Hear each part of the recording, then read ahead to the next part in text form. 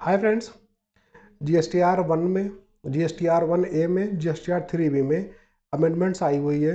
11 अप्रैल 2025 को जीएसटीआर ने advisory issue किया हुआ है।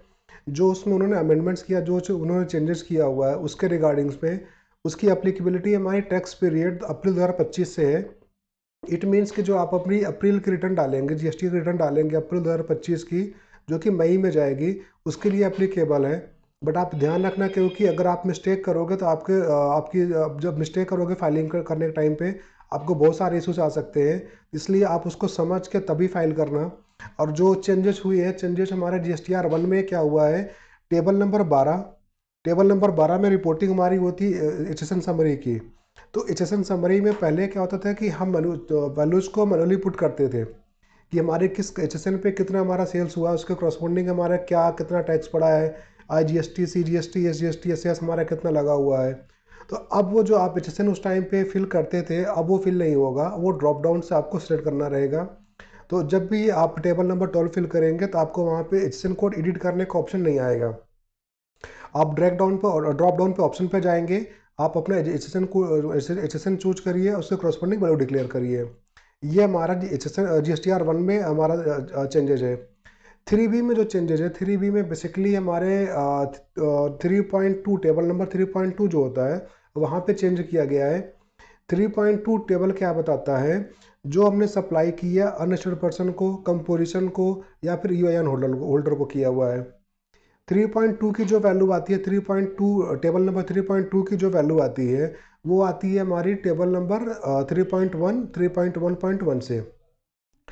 टेबल नंबर 3.1 में क्या हमारा आता है, टेबल नंबर 3.1 में जीएसटीआर थ्री बी के टेबल नंबर 3.1 में जो वैल्यूज आती है वो है जो आपने नॉर्मली सेल्स किया हुआ है, जीरो डेट सप्लाई किया है, जो आपने आरसीएम की आपकी लाइबिलिटी बनती है, जो आपने और भी उसमें जो सप्लाई आती है जिसके ऊपर आपका टैक्स बनता है, जो new date supply, non GST supply होती है, वो सारी सप्लाई जिस पर टैक्स पेमेंट हो रहा था हमारा 3.1 में आता है।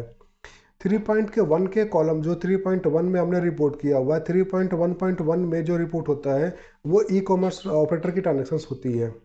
तो जो दोनों में से जो हमारे जितने भी सप्लाई हमारी की गई है, जो हमने रिपोर्ट किया है 3.1 में, 3.1.1 में, उसमें जो हमने सप्लाई किया कंपोजिशन डीलर को या फिर अनरजिस्टर्ड पर्सन को किया हुआ है या फिर यूआईएन होल्डर को किया हुआ है, वो हमारी रिपोर्ट होती है 3.2 में। 3.2 हमारा क्या होता था अभी तक कि आप उसको एडिट कर सकते हैं, आप उसमें चेंजेस कर सकते हैं, आप अपने हिसाब से उसमें वैल्यूज डाल सकते हैं। बट अब क्या होगा कि अब आप उस वैल्यूज को चेंज नहीं कर सकते हैं। 3.2 जो रहेगा वो ऑटो पॉपुलेटेड रहेगा और वो नॉन एडिटेबल रहेगा, आप उसकी वैल्यूज़ को चेंज नहीं कर सकते हैं। तो ये जीएसटीएन का कहना है कि उन्होंने चीज़ों को स्ट्रीमलाइन रखने के लिए सब चीज़ें चेंजेस किया हुआ है, जो कि अप्रैल 2025 से अप्लीकेबल रहेगा। इसमें उन्होंने कुछ एफएक्यूज भी किया हुआ है कि टेबल नंबर 3.2 जो रिपोर्ट होगा, जो फ्रीज वैल्यू रहेगी, नॉन एडिटेबल रहेगा, वो कब से है, तो अप्रैल 2025 से है।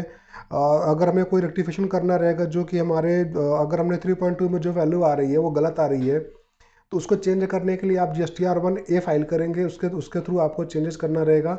देन आप थ्री बी पे आएंगे, जीएसटीआर वन ए में जो चेंज करेंगे वो आपकी वैल्यू उसी सेम मंथ में दिखेगी, आप थ्री बी में जाकर उसके अकॉर्डिंग वो वैल्यू अपडेट हो जाएगी। बट कुछ सिस्टम का दिक्कत होती है कभी कभी, तो ये देखते हैं क्या होगा। बट ये कि वन वन आप चेंज करेंगे जीएसटीआर वन ए में तो आपको थ्री बी में चेंजेस आ जाएगा।